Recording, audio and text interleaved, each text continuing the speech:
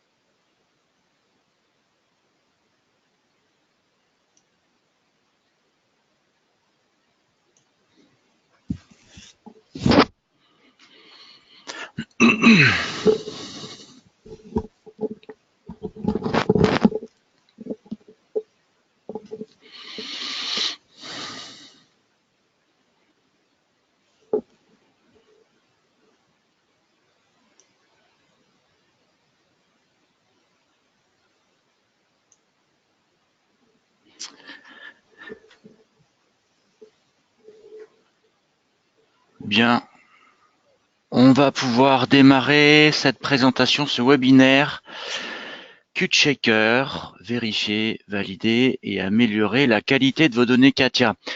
Je suis Christophe Guy, ingénieur consultant chez Keonis. Je travaille sur cet outil depuis 1999 à peu près. Cet outil existe depuis la V4. Il a été introduit dans le monde automobile dans un premier temps pour les échanges qu'il pouvait y avoir entre les donneurs d'ordre du monde automobile et leurs partenaires, les sous-traitants, afin de respecter un niveau de qualité qu'exigeaient les donneurs d'ordre. Voilà. Alors, on a démarré avec la V4. Aujourd'hui, on est bien sûr avec tous les outils actuels de Katia, V5 et 3D Experience. Alors, Keonis propose de vous faire 2 webinaires par mois, en général le mardi de 11h30 à 12h, dans laquelle vous aurez des présentations de tous les produits tels que les outils qui sont dans le catalogue de la simulation, du design et du système engineering. Ces rendez-vous sont indiqués sur notre site web, keonis.com, et il vous est possible, si vous le souhaitez, d'aborder des sujets différents de ce que l'on propose, simplement en contactant Keonis au mail que vous avez en bas de cette page, marketing.france@keonis.com. Un sujet que vous souhaiteriez apercevoir, avoir un aperçu sur ce sujet, peut-être abordé lors d'un webinaire dans les mois qui viennent. Donc le programme de ce webinaire d'une petite demi-heure va nous permettre d'appréhender ce qu'est la qualité au sein de la donnée CAO, bien sûr, évidemment, principalement de la donnée CAO Katia, puisque l'outil CuteShaker ne s'adresse qu'à l'outil Katia. Qu'est-ce que peut nous apporter cette qualité que l'on va suivre et gérer au sein de cette CAO, ce que ça va nous apporter en termes de gains, etc. Quels sont les problèmes que l'on rencontre généralement autour de la non-qualité que l'on peut avoir au sein de nos données CAO. Et ensuite, on abordera les outils que l'on a à vous proposer. Bien sûr, l'outil phare qui est CuteShaker, qui est maintenant répandu dans le monde entier, chez tous les grands constructeurs, les sous-traitants et même des petites sociétés qui ont un ou deux postes CATIA. Un outil supplémentaire QMonitor qui nous permet de chercher et d'analyser d'un point de vue statistique la totalité de nos analyses que l'on a fait avec QChecker, et QPLM qui nous permet d'intégrer ces deux outils-là au sein d'un process complet de la gestion des données de qualité. On verra ça un petit peu plus tard après. Donc on va démarrer avec qu'est-ce que la gestion de la qualité des données? Comment et qu'est-ce que la qualité au sein d'une donnée CAO? Si on regarde un petit peu aujourd'hui ce qui se passe dans le monde industriel, on se rend compte que la qualité aujourd'hui est principalement gérée au niveau de la production.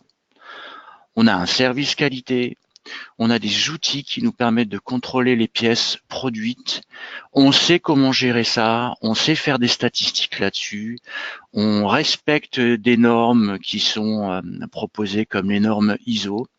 Tout ça, c'est intégré aujourd'hui dans l'industrie en général, que ce soit une industrie mécanique ou autre. On sait gérer la qualité au moment et au service de production.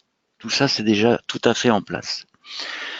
Par contre, en amont, dans les services de conception et de développement, aujourd'hui, on n'a pas ces outils-là, ou très peu. Alors, je dis aujourd'hui, quoi qu'on en dise, maintenant, c'est quand même pas mal rentré dans les mœurs dans les entreprises de conception. Mais c'est à ce niveau-là, au niveau de la conception et du développement, qu'à jusqu'à il n'y a pas très longtemps, on ne tenait pas compte de cette problématique de qualité. C'est-à-dire que lorsque l'on concevait un modèle CAO, eh bien, chacun avait sa façon de travailler. On apportait peu d'importance à la qualité de la donnée. D'ailleurs, il n'y a aucun outil, ou il n'y avait aucun outil qui nous permettait de vérifier la façon dont avait été conçue la donnée, ou la façon ou les méthodes utilisées pour pouvoir concevoir ces données. Quand il y avait une qualité, parce qu'il pouvait y avoir des utilisateurs de CAO qui s'imposaient un niveau de qualité, c'était souvent une qualité individuelle, c'est-à-dire que chacun estimait que pour lui, la qualité de sa donnée, c'était plutôt cette façon, et une autre personne va dire, bah non, moi, je préfère utiliser cette façon-là. Donc, il n'y avait absolument rien. Et quand on compare, par exemple, un produit défini en 3D, aujourd'hui tout le monde a un ordinateur pour définir ses données 3D, par rapport à une planche à dessin et un plan papier, le plan papier avait ses règles de qualité. On ne pouvait pas dessiner n'importe quoi sur un plan papier. On devait respecter telle façon de dessiner, avec telle projection, avec tel respect d'épaisseur de trait, avec telle écriture pour tel élément. Il y avait une qualité qui était enseignée au niveau de la mise en plan, du papier, du calque, etc. C'était une qualité implicite. Avec la CAO qui est arrivée très vite dans le monde industriel, on n'a pas eu cette notion de règles de conception, de façon de travailler avec la CAO. Donc en fait, tout le monde a choisi une façon qui dépend bien souvent de la façon dont on a été formé, la façon dont on a eu les indications d'utilisation des logiciels de CAO, de ce qu'on a retenu lors des formations, et puis les outils que l'on apprécie plus ou moins dans la conception et dans l'utilisation des logiciels CATIA. Donc, tout ce qui concerne la conception et le développement, jusqu'à maintenant, nous n'avions quasiment aucune règle de conception, aucun moyen de contrôler la façon dont la donnée, une fois qu'elle avait été terminée en conception, devait être et devait ressembler à un objet, mis à part l'objet 3D, ce qui était dans le fichier CAO n'était absolument pas contrôlé. Donc c'est à ce niveau-là que l'on va avec l'outil QChecker, permettre non pas forcément d'imposer une façon, mais de permettre de contrôler que si dans l'entreprise, il y a des méthodes de travail, si dans l'entreprise, on a décidé que dans le modèle CAO, on ne devait pas trouver certains éléments, ou que dans le modèle CAO, il y a une organisation qui doit être respectée, c'est l'outil QChecker qui va nous permettre de le vérifier et nous apporter cette aide pour que cette qualité de conception soit respectée, vérifiée et en fin de compte, enseignée aux utilisateurs qui vont démarrer dans la CAO. Donc les données CAO seront contrôlées et vont nous permettre de respecter les normes et les standards qui peuvent être soit internes à l'entreprise, nos propres normes et nos propres standards, soit des standards qui nous sont imposés par un partenaire, un donneur d'ordre. Et à ce moment-là, ils sont externes et c'est ce partenaire-là qui va nous dire comment on doit livrer la donnée CAO. Alors, la CAO, eh bien, comme je viens d'en parler déjà un petit peu, va s'adresser aux donneurs d'ordre et aux sous-traitants. Ça, c'est un premier cas. Vous avez probablement tous échangé des données avec des sociétés extérieures, que ce soit avec un donneur d'ordre ou avec un sous-traitant. Si moi, je reçois une donnée CAO qui est en vrac, même si j'ai le solide, le volume correspondant à la pièce qui m'intéresse. Mais si à l'écran, je retrouve tout un tas d'entités qui n'ont aucun intérêt, je ne vais pas prendre cette donnée-là et l'intégrer dans ma maquette virtuelle parce que si je reçois plein de données comme ça, ma maquette virtuelle va être complètement illisible. Donc, ce n'est pas intéressant pour moi d'avoir n'importe quel type de données à mettre dans ma maquette virtuelle. J'ai besoin que lorsque je reçois une donnée d'un sous-traitant ou d'un partenaire, que cette donnée soit conforme à ce que je veux voir dans ma maquette virtuelle. Donc, ça s'adresse aux donneurs d'ordre, mais aussi aux sous-traitants. Bien sûr, au niveau du BE, eh ben, pour que tout le monde ait la même façon de travailler, ça va nous aider à faire respecter les méthodologies de travail qui sont imposées au sein de ce BE. Pourquoi on impose des méthodologies de travail? Une donnée, on a 1000 façons de la réaliser. Une pièce 3D, on a 1000 façons de la faire avec tout un tas d'outils différents que nous propose CATIA. Par contre, en faire la modification derrière, ça peut être beaucoup plus compliqué parce que ça veut dire qu'il faut comprendre comment la personne a réalisé cette pièce pour pouvoir en faire la modification. Si par contre tout le monde travaille de la même façon, avec les mêmes méthodologies, eh bien, au sein de ce bureau d'études, les modifications seront beaucoup plus faciles à réaliser et beaucoup plus facilement réalisables par d'autres personnes de ce même service. Et autre cas intéressant, c'est les échanges entre services. Eh bien, quand vous êtes au BE et que vous allez envoyer une donnée, par exemple, au service calcul, eh bien, le service calcul a des exigences. Par exemple, pour pouvoir faire un calcul sur une pièce, il n'a pas besoin d'avoir des congés d'arête qui sont inférieurs à 1 mm parce que ça n'apporte rien au résultat du calcul. Donc ces exigences-là peuvent être demandées par le service calcul et peuvent vous être imposées. Et donc, si elles vous sont imposées, vous, avant d'envoyer la donnée au service calcul, eh bien, vous allez faire en sorte que tous les congés d'arête qui font moins d'1 mm soient désactivés. Et ce temps gagné, ce travail que vous avez effectué au service du bureau d'études, eh ben, c'est du temps gagné au service du calcul. Quel est l'intérêt de ce niveau de qualité? Eh ben, comme toutes les sociétés, ce qu'on veut, c'est produire plus de produits, réduire les temps de conception afin de concevoir beaucoup plus rapidement et de pouvoir produire plus, avoir la possibilité de développer des produits par différents services de ces sociétés. Là, c'est pareil. Si on travaille tous de la même façon, eh ben, on peut tous travailler sur le même produit. Par contre, si on travaille pas de la même façon, ben, c'est plus compliqué, c'est plus difficile à gérer. Et évidemment, avoir des échanges beaucoup plus rapides entre les différents services et entre les différentes sociétés. Eh bien, le résultat, eh bien, on peut faire de la co-conception, on va améliorer les processus de conception, on fiabilise les échanges entre partenaires, fournisseurs et donneurs d'ordre, et surtout, le fait de pouvoir contrôler rapidement la donnée en termes de qualité, eh ben on arrive à la date butoir de livraison, on est certain que la donnée correspond à ce qui est attendu par le donneur d'ordre. Donc, qu'est-ce qu'on va attendre de cette qualité? Eh bien, cette qualité va nous permettre d'assurer un flux de données, c'est-à-dire que à partir du moment où tout le monde respecte cette qualité, eh ben on perd pas de temps à corriger, à retravailler la donnée parce qu'on a vu qu'on n'avait pas respecté telle ou telle façon de travailler. On améliore donc les flux de données. Ça va nous permettre de faire respecter les méthodes de conception, de faire respecter les normes et les standards. Un point très important, c'est d'améliorer les compétences des concepteurs, parce que les concepteurs, à force d'analyser leurs données avec QChecker et de se rendre compte qu'ils font toujours les mêmes erreurs, à force, ils vont apprendre à ne plus les faire.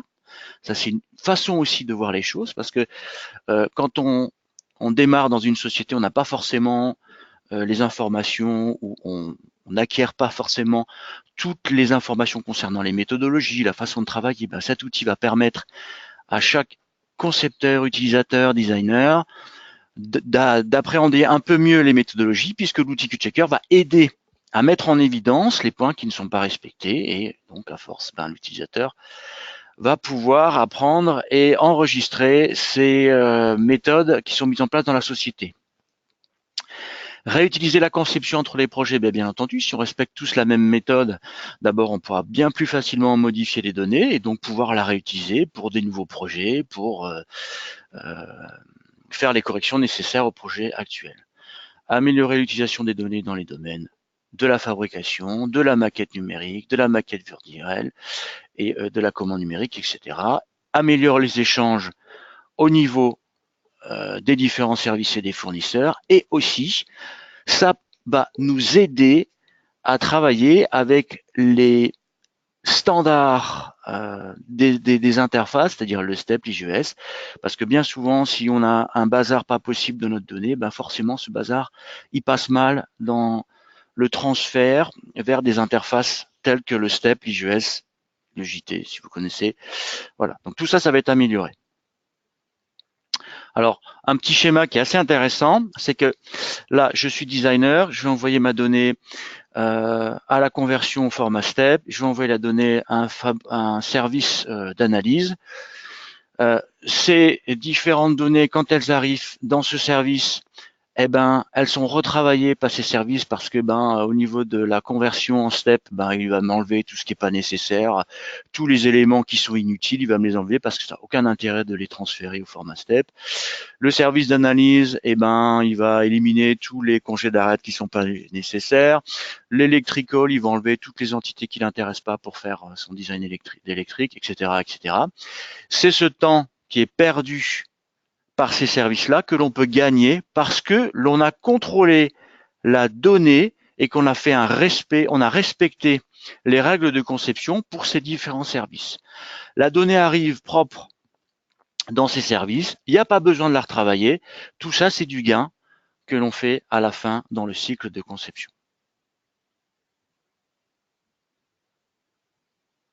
Quels sont les problèmes que l'on rencontre habituellement dans la donnée CAO?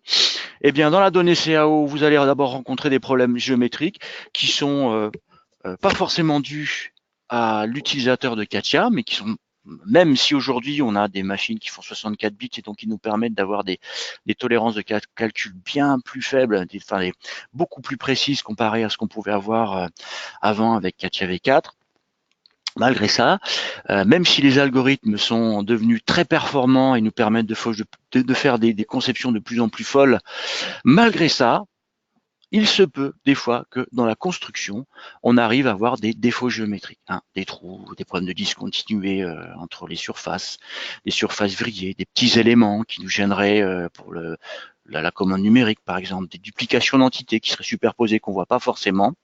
Toutes ces choses-là qui peuvent nous poser des problèmes géométriquement, QChecker va nous permettre de les détecter.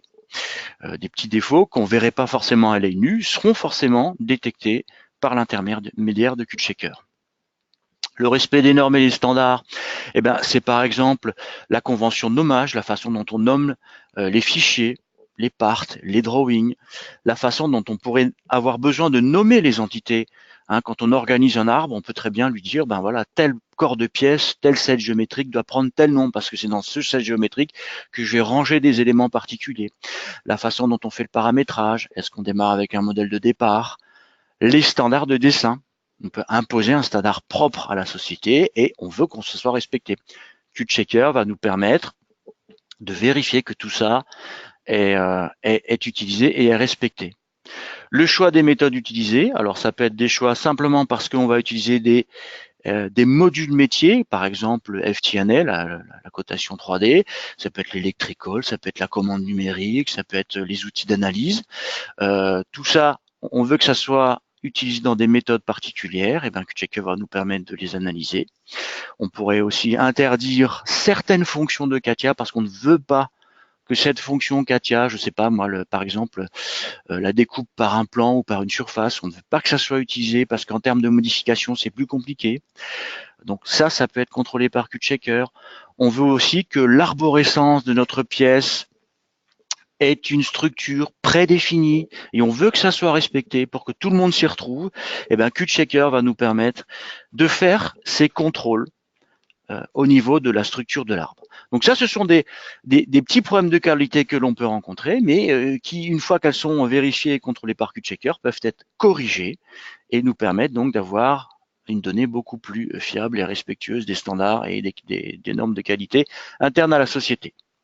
Alors, qu'est-ce qu'on va retrouver comme outil au sein de QChecker? Alors, déjà, on a l'outil QChecker, qui est l'outil quand même le plus répandu aujourd'hui en termes de contrôle de qualité autour de CATIA dans le monde, puisqu'il est utilisé par tous les grands donneurs d'ordre. D'abord, le monde automobile avec quasiment la totalité de tous les constructeurs allemands, Mercedes, Porsche, Audi, qu'est-ce que j'ai oublié?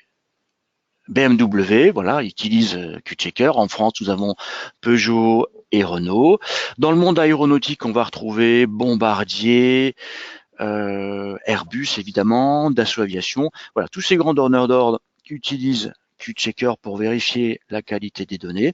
Et nous avons d'autres sociétés qui sont en dehors du monde aéronautique et automobile qui utilisent cet outil-là. Cet outil-là, il utilise depuis CATIA V4. Aujourd'hui, il est disponible encore sur la V4, la V5, la V6 et la 3D Experience. Associé à cet outil, on va avoir un outil qui va nous permettre de faire des statistiques sur la totalité des analyses que l'on aura faites avec QChecker, c'est QMonitor. On va extraire à partir des analyses de QChecker des statistiques qui nous montreront un certain nombre de choses sur la qualité globale de nos données CAO dans l'entreprise. Et puis nous avons QPLM qui nous permet de faire une intégration de l'outil QChecker dans les outils de PLM tels que Enovia V4, V5, V6, Matrix One, Smart Team, Team Center et tout un tas d'autres outils de PLM. Donc ça nous permet en fait d'intégrer QChecker dans le cycle de vie de la donnée CAO. On verra ça un petit peu en détail. Alors QChecker. QChecker, c'est un outil qui va nous proposer plus de 400 règles prédéfinies. Ce qu'on appelle en termes techniques dans QChecker des critères. Ces 400 règles existent, on peut les sélectionner et créer des configurations dans lesquelles on va dire je vais utiliser telle règle, telle règle, telle règle, et on n'a plus qu'à les paramétrer. Et en général, le paramétrage de ces règles est assez simple, puisque souvent c'est une liste de choix, c'est des cases à cocher pour les mettre en œuvre. Par exemple, pour de la géométrie, on va choisir la tolérance de précision, etc. On a bien sûr les outils qui nous permettent de vérifier la qualité interne des fichiers CAO de CATIA, comme le 4DUA. L'outil qui nous permet justement de créer ces configurations, c'est l'éditeur de QChecker, est vraiment très très simple à utiliser et on retrouve tout dans une seule fenêtre, donc ça c'est vraiment très pratique. On va pouvoir signer les documents que l'on a analysés, c'est-à-dire que QChecker va écrire dans le document une signature électronique avec ce qui va nous dire, voilà, on a fait le contrôle du fichier et en plus on sait le niveau de qualité qu'a ce fichier-là. Ça nous permet quoi? Ça nous permet par exemple de dire, s'il a été contrôlé, je ne le recontrôle pas. Ou je ne le contrôle qu'à condition que le niveau de qualité n'est pas celui qu'on attendait. QChecker va nous fournir des rapports au format HTML pour pouvoir le lire facilement, au format texte, au format XML qui respecte une norme telle que la norme SASIG, et puis un autre format qui est pour QMonitor pour permettre de faire des statistiques. QChecker peut être lancé en mode interactif, c'est-à-dire je suis dans Katia, je lance QChecker et j'ai immédiatement le résultat d'analyse qui me permet à ce moment-là de lancer des corrections, de voir ce qui ne va pas, d'avoir une interaction entre le rapport de QChecker et la donnée 3D directement dans Katia V5. Et puis on a un mode batch qui permet d'être lancé en dehors de Katia et qui permet aussi de lancer QChecker en masse, sur des données en masse. On va dire par exemple, je vais lancer QChecker sur un répertoire complet de données Katia et il va lancer ce répertoire et on aura un rapport global qui va nous lister tout ce qu'il a analysé et à ce moment-là, nous donner le rapport de chaque donnée qu'il a analysée. On peut aussi stocker ce rapport en interne, on le verra après dans la petite vidéo. Je vais accélérer un peu. Alors l'éditeur de règles, c'est la possibilité de se créer des configurations par produit, par projet, ou alors de récupérer des configurations des donneurs d'ordre, parce que les donneurs d'ordre vont vous donner les configurations dont ils ont besoin que vous respectiez. Vous voyez sur la droite l'image qui va nous permettre de choisir parmi les 400 règles. Donc on a la liste des règles complètement à droite, qui sont classées par famille. Donc des règles qui concernent les éléments, les solides, la description des noms, etc., etc. On sélectionne la règle sur la droite et par un copier, un glisser-déposer, on obtient le profil, la configuration que vous retrouvez au milieu, avec au milieu de la fenêtre le détail de la règle qui a besoin d'être modifié avec tous les paramètres.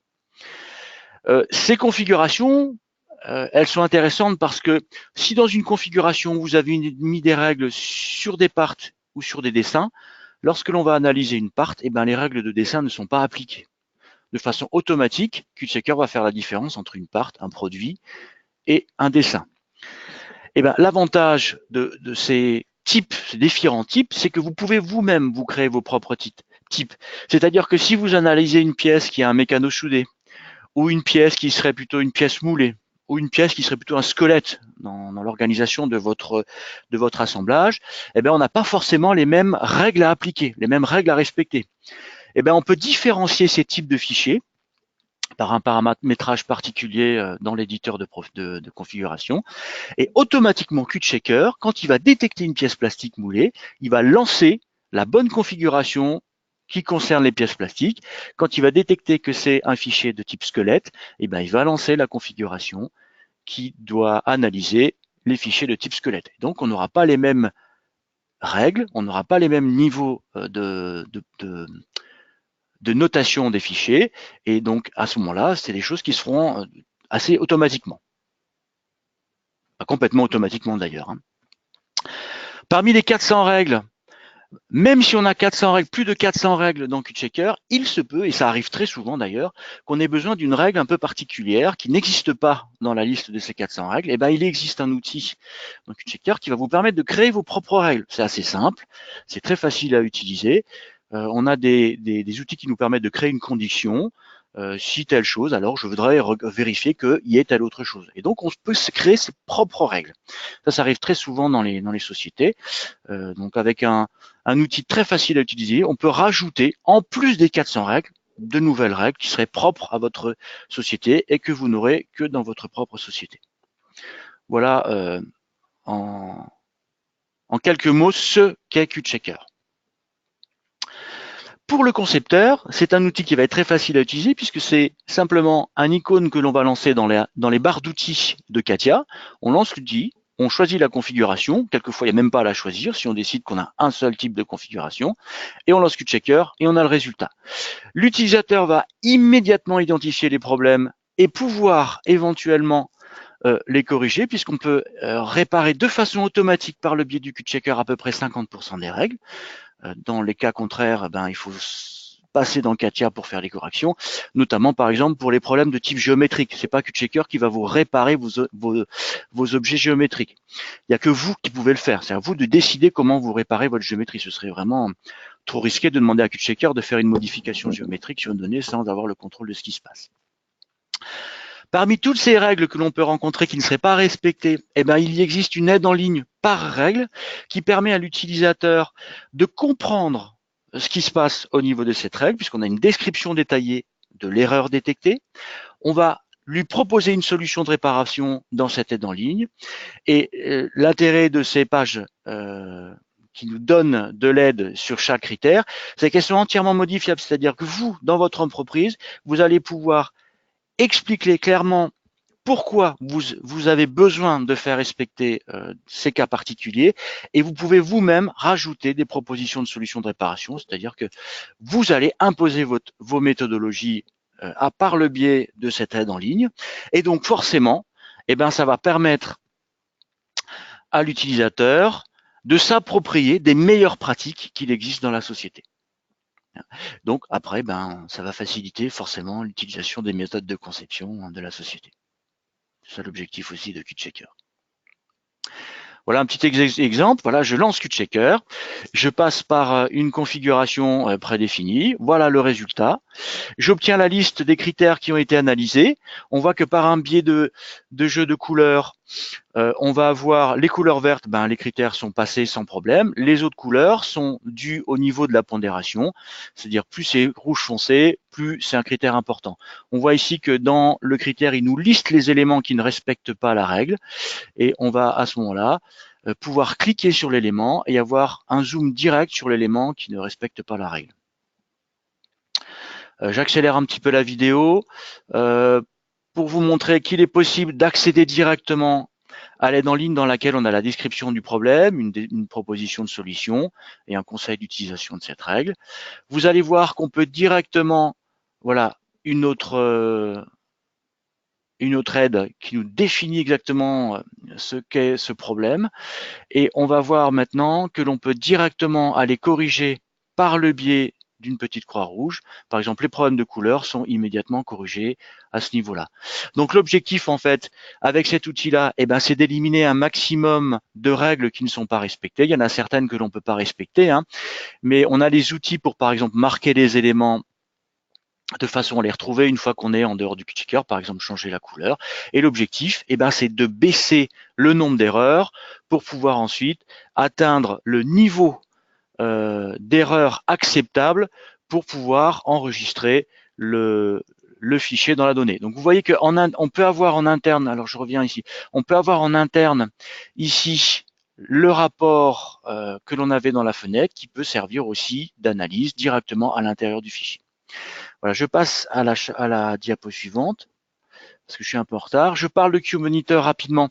Donc QMonitor va nous permettre de faire des statistiques, c'est-à-dire que QMonitor va récolter toutes les analyses qui ont été faites par QChecker. À partir du moment où on a récolté ces analyses, elles sont stockées dans une base de données de type SQL et on fait derrière des statistiques. Ces statistiques vont nous permettre de mettre en évidence les problèmes rencontrés très souvent et donc se rendre compte que peut-être on n'a pas une bonne méthodologie ou la méthodologie n'est pas appliquée correctement ou les utilisateurs n'ont pas compris l'utilisation des outils Katia. Donc ça permet de mettre en évidence des problèmes et d'y remédier rapidement. Donc on peut extraire des graphiques, vous voyez, sous forme de tableaux, sous forme de fichiers que l'on peut importer dans un fichier Excel, etc. Voilà, c'est des analyses statistiques par des requêtes dans la base de données de type SQL que QChecker va renseigner et qu'on va pouvoir extraire avec QMonitor.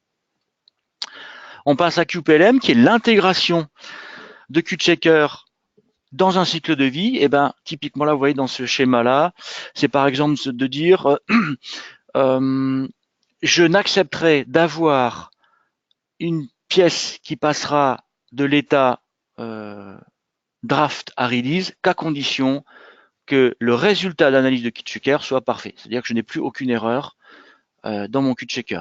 Et on peut par exemple tolérer que pour le checking, donc c'est-à-dire pour le premier niveau d'enregistrement de la donnée, on accepte que le résultat de QChecker soit moins bon.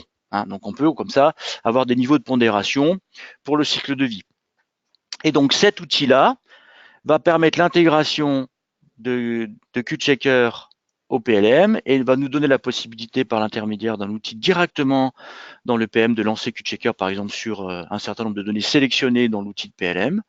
Ça va nous permettre aussi de bloquer le changement de maturité pour éviter justement de stocker des données avec une nouvelle version avec un niveau de qualité qui est pas bon. Hein, voilà, ça c'est l'intégration de QChecker au cycle de vie. Alors on a des intégrations qui peuvent être plus ou moins fortes, par exemple dans les dernières versions de V6 et de Xcompare, on va avoir un jeu de couleurs qui vont nous indiquer, comme vous le voyez sur l'image ici, voilà, les pièces qui sont vertes, elles ont été contrôlées par QChecker et leur niveau de qualité est parfait. Par contre, on a un niveau de qualité qui est un peu moins bon là pour la pièce bleue et un niveau de qualité qui est très mauvais pour la pièce en rouge. Ça veut dire qu'il faut réanalyser cette pièce et faire les corrections nécessaires pour pouvoir avoir un niveau de qualité supérieur.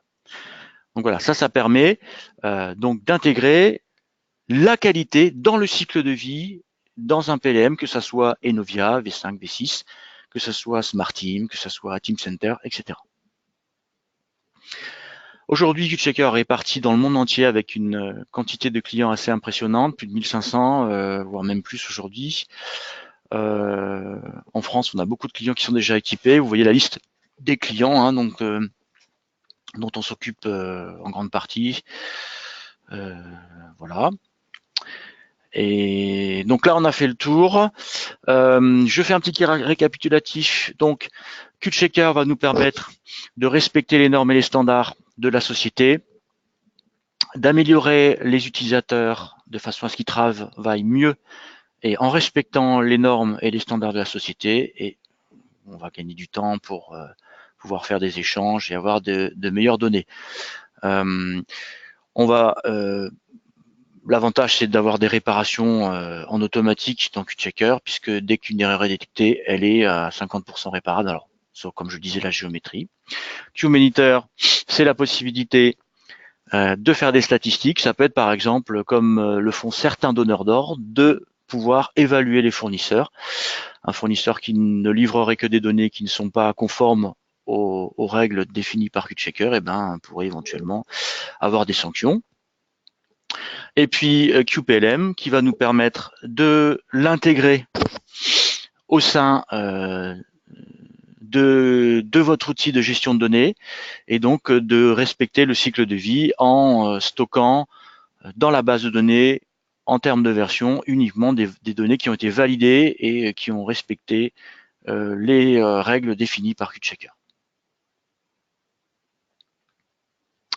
Le prochain rendez-vous, c'est un outil qui s'appelle Xcompare, mardi 8 octobre de 11h30 à 12h, qui permet de comparer des données. Rapidement, aujourd'hui dans Katia V5, vous avez un outil qui vous permet de comparer des données, mais c'est juste de la géométrie. Avec Xcompare, vous allez comparer très rapidement deux données, que ce soit des données part, product ou dessin, et vous permettre de faire la différence entre ces deux données. L'intérêt, c'est évidemment de pouvoir comparer une version avec une autre version et d'identifier ce qui a été modifié sur une pièce très rapidement. Voilà, la présentation est terminée.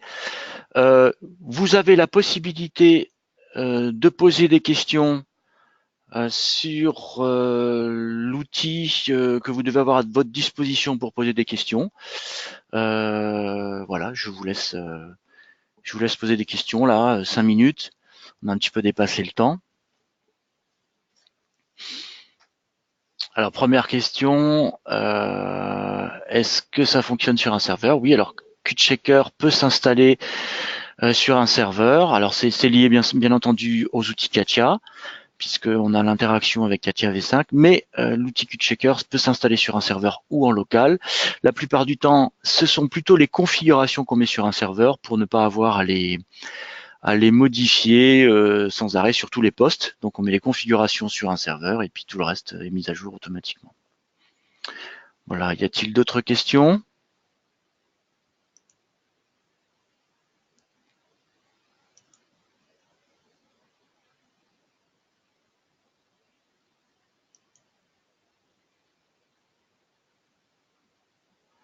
Est-ce que oui, les fournisseurs, les donneurs d'ordre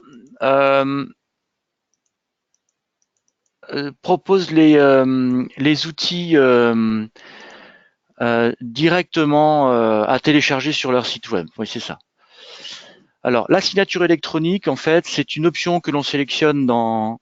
Alors, la question, c'est comment faire pour la signature électronique. En fait, la signature électronique, c'est une option que l'on sélectionne dans la configuration et on décide soit de signer ou de ne pas signer le fichier que l'on vient de contrôler. Ce fichier qui a été, une fois qu'il a été contrôlé, il va contenir à ce moment-là une signature sous forme soit de texte, soit de données internes, parce que si c'est juste un texte qui est dans la description, elle peut être modifiée à la main, mais ça peut être une donnée interne non modifiable dans la donnée, soit par un fichier externe. Et après, on a tout un tas d'outils qui nous permettent de les vérifier, de les comparer, de les analyser. Par exemple, si j'analyse la signature électronique, il va la comparer avec la dernière sauvegarde du fichier. Si le sauvegardé a été sauvegardé plus tard que la signature électronique, forcément, il faut relancer un contrôle parce qu'il y a peut-être eu des modifications sur le fichier.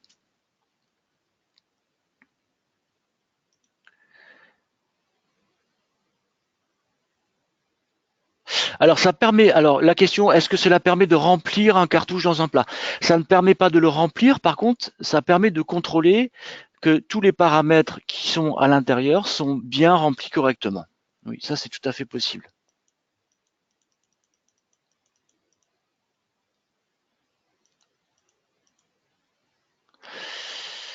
Est-ce que ça peut se lancer sur une base Zenovia? Oui, tout à fait. En fait, c'est l'intégration avec QPLM. Donc QPLM va vous permettre, par exemple, de lancer une recherche d'un certain nombre de données, ou par exemple de prendre un assemblage complet. Et à partir de cet assemblage-là, vous allez pouvoir lancer QtChecker. Et soit on décide de ne contrôler que la racine de l'assemblage, donc on ne contrôlera que le product, enfin l'assemblage de tête. Soit on peut lui demander d'aller chercher toutes les pièces qui sont à l'intérieur de cet assemblage et on aura à ce moment-là un rapport pour chaque pièce ou pour chaque sous-ensemble de cet assemblage-là. Et ça se fait de façon interactive dans Enovia directement.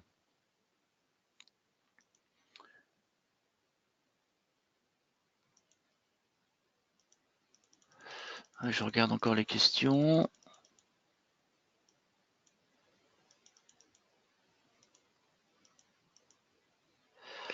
Alors, l'intégration depuis la 3DX, c'est le même principe qu'une intégration dans un CATIA.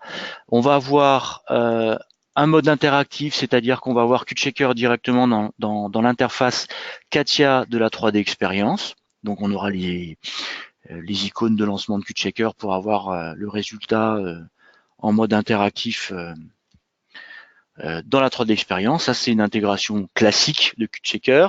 Ou alors avec QPLM, on va pouvoir lancer QtChecker depuis l'interface le client léger, c'est-à-dire depuis l'interface web, où on peut par exemple faire une sélection de données, puis lancer QtChecker sur la sélection des données. Mais par contre, là, il faut passer par l'intégration avec QPLM.